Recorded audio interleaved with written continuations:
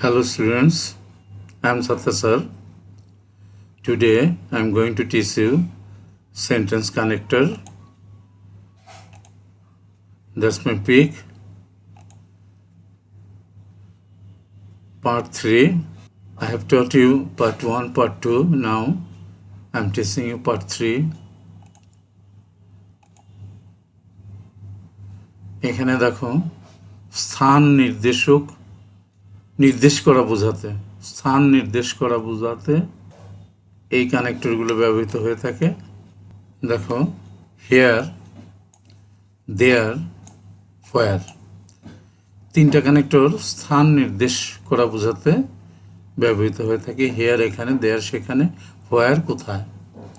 একটা এক্সাম্পল দেখো, এক্সাম্পলে কি বললো, all my friends have been to Paris at least once. আমার সকল বন্ধুরা কমপক্ষে একবার প্যারিসে গেছে। I am going there next summer for the first time. আমি সেখানে যাচ্ছি প্রথমবারের মতো আগামী গ্রীষ্মকালে। তাহলে দেখো এখানে কি বোঝাইলো, দেয়ারটা কানেক্টর হিসেবে ব্যবহৃত হলো সেখানে, এই অর্থে। ঠিক আছে, এরপর আমরা পরের শিটে চলে যাচ্ছি। দেখো চিন্তা ভাবনার এক পর্যায় থেকে অন্য পর্যায়ে উত্তরণ বোঝাতে, এটা 4 নম্বর রুলস। চিন্তা ভাবনার এক পর্যায় থেকে অন্য পর্যায়ে উত্তরণ বোঝাতে এটা ব্যবহৃত হয়ে থাকে এই কানেক্টরগুলো। দেখো with reference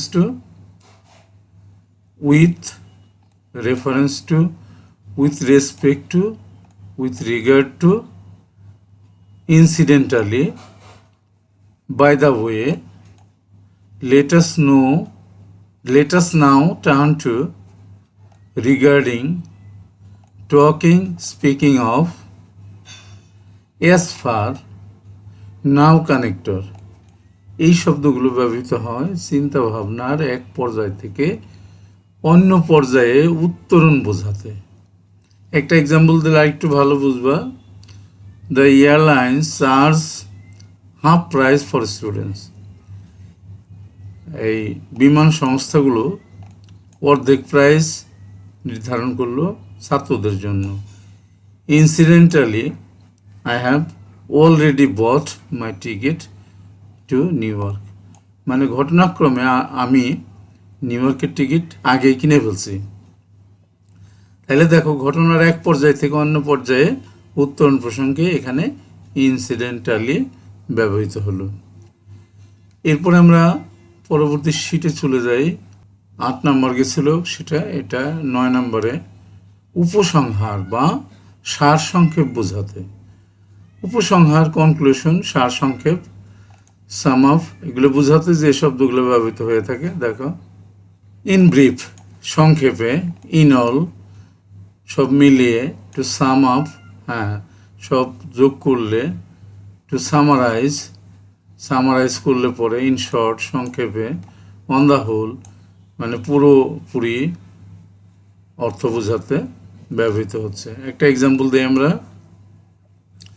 the techniques discussed are valuable. যে পদ্ধতিগুলো ব্যবহার করা হলো, আলোচনা করা হলো সেগুলো মূল্যবান। সেন্সিবল ট্রেস ইজ লেইড আপন preparatory and follow up work. Sensible মানে যেটা সেন্স সংক্রান্ত, অনুভূতি। ট্রেস মানে চাপ।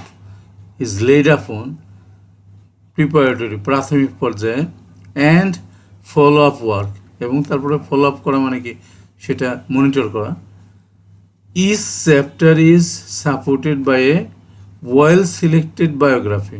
প্রত্যেকটা চ্যাপ্টার, একটা বইয়ের কথা বলা হচ্ছে এখানে, প্রত্যেকটা চ্যাপ্টার ওয়েল সিলেক্টেড বায়োগ্রাফি মানে জীবন বৃত্তান্ত দিয়ে বর্ণনা করা হয়েছে। ইন অল সর্বোপরি, this is an interesting and clearly written text book.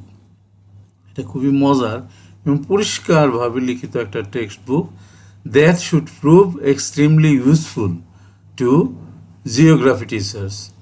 অর্থাৎ এটা প্রমাণ করে যে এটা মানে খুবই দরকারি কাদের জন্য?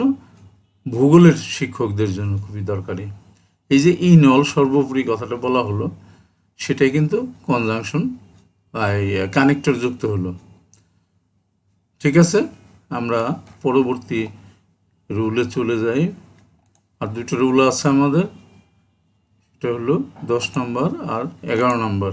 দেখো 10 নম্বরে কি বললো? অ্যাপোজিশন, অবস্থান বোঝায়। এক্সপ্রেশন, এটাও এক্সপ্রেশন ব্যাখ্যা দেওয়া বোঝায়। নির্দেশক শব্দ বা এদের সম্পর্কে ব্যাখ্যা প্রদান বোঝাতে।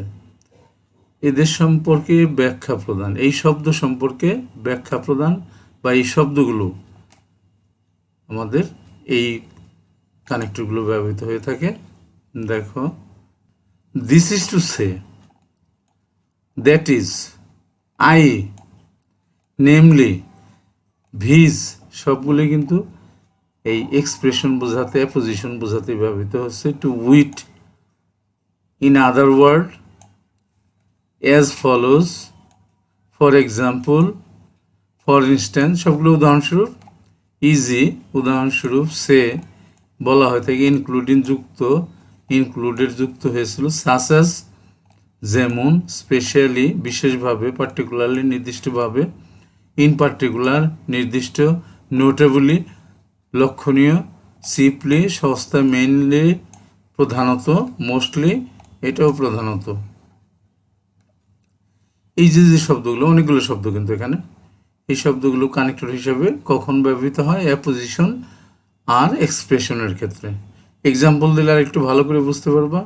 ইট ইজ ইম্পর্ট্যান্ট দ্যাট, এটা গুরুত্বপূর্ণ যে, ইয়ং চিলড্রেন, ছোট শিশুরা, শুড সি থিংস, যিনি বস্তুগুলোকে দেখে, and not merely read about them, শুধুমাত্র সেগুলো তাদের পড়লেই চলে না। ফর এক্সাম্পল, যেমন। It is a valuable educational expression, শিক্ষাগত প্রকাশ।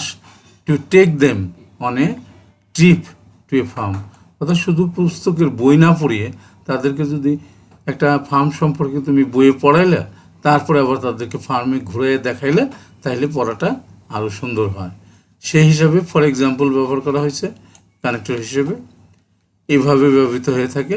ঠিক আছে, আমরা পরের শিটে চলে যাচ্ছি। এখানে দেখা 11 নম্বরটা, এটি লাস্ট। পূর্বে যা বলা হয়েছে বা করা হয়েছে তার ফলশ্রুতিতে যা দাঁড়িয়েছে তা বোঝাতে। পূর্বে যা বলা হয়েছে বা করা হয়েছে তার ফলশ্রুতিতে যা দাঁড়িয়েছে তা বোঝাতে এই কানেক্টরগুলো ব্যবহৃত হয়ে থাকে। দেখো, কনসিকুয়েন্টলি, পরিশেষে। হেন্স, এটাও পরিশেষে। সো, এটাও সুতরাং। দেয়ারফর, সুতরাং। দাস, সুতরাং। অ্যাজ এ রেজাল্ট, ফলে।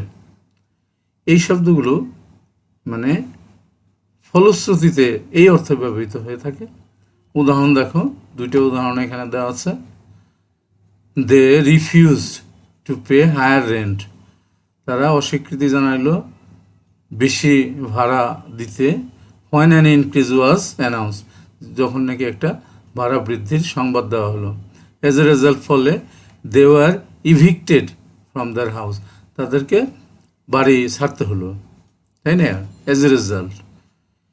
দে don't use it over the weekend, এটা মানে উইকেন্ড পর্যন্ত তারা ব্যবহার করে না। So you can borrow it if you want to, তাহলে এটা তুমি ধার করতে পারো যদি তুমি চাও। এই যে এখানে সো ব্যবহার করলো, এখানে অ্যাজ এ রেজাল্ট ব্যবহার করলো, দুটোটা কিন্তু একই অর্থ, এই সবগুলো একই অর্থ। তো স্থান ভেদে এদের ব্যবহারটা একটু ভিন্ন হতে পারে, তবে মাঝে মাঝে মানে একটার পরিবর্তে অন্যটা ব্যবহার করলেও স্যারেরা উত্তরটা নিয়ে নেয়। ঠিক আছে, এবার আমরা শেষের দিকে যাচ্ছি, শেষ করব। Thank you for watching. I am Kazi Abdul Sattar, senior English teacher, KSM high school and college, Dhaka. That's all. শিক্ষার্থী বন্ধুরা, তোমাদেরকে আরেকটা কথা আমি বলে দিই, তোমরা যদি কেউ আমার চ্যানেলে নতুন হয়ে থাকো, আর যদি তোমার চ্যানেলটা ভালো লাগে, তাহলে তুমি সাবস্ক্রাইব করতে পারো, বেল বাটনটা ক্লিক করতে পারো, যাতে করে নতুন ভিডিও দিলে তোমার কাছে চলে যায়। আর যারা আমার চ্যানেলটা সাবস্ক্রাইব করেছো তাদের কথা তো বলেই শেষ করা যায় না, তাদেরকে আবারও ধন্যবাদ জানাই।